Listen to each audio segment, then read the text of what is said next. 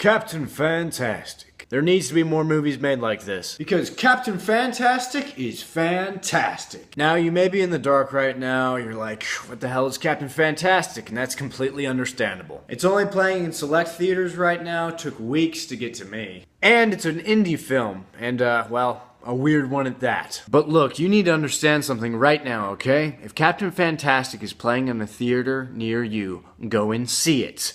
Like right now. Because Captain Fantastic is an inventive, countercultural, emotional, and thought-provoking film.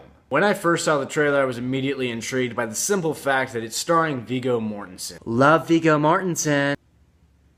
I mean, he only pops up in a movie every few years, but when he does, you remember that movie, and especially his performance. My favorite roles of his have got to be Aragorn in the Lord of the Rings trilogy, and also the Man in the adaptation of Cormac McCarthy's book, The Road. Anyways, back to Captain Fantastic. It's about a father, played by Mortensen, who decides to raise his children alternatively. And when I say alternatively, I mean that he raises them in the middle of a beautiful forest with the goal of making them into free thinkers by homeschooling them. That's kind of cool. But I mean, look, okay, by all definitions, he is an extreme liberal, like to the left of the left. Like, he's very anti-organized religion, anti-capitalism, anti-consumerism. I mean, he's a radical. And I mean, look, the first 45 minutes of this movie will present you with that information, and if you're one of those people who impulsively jumps at things you disagree with, you will be offended. I mean, I was literally sitting there for that beginning period thinking to myself, is this liberal propaganda? But just trust me, stick it out, because all of that information at the beginning is necessary for what this movie is trying to say.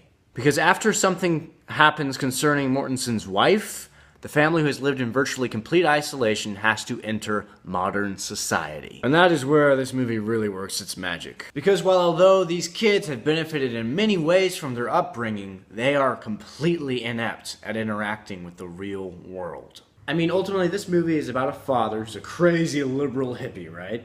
Who thinks he's got it all figured out about how to raise a family and how society works and how everyone else is doing everything wrong.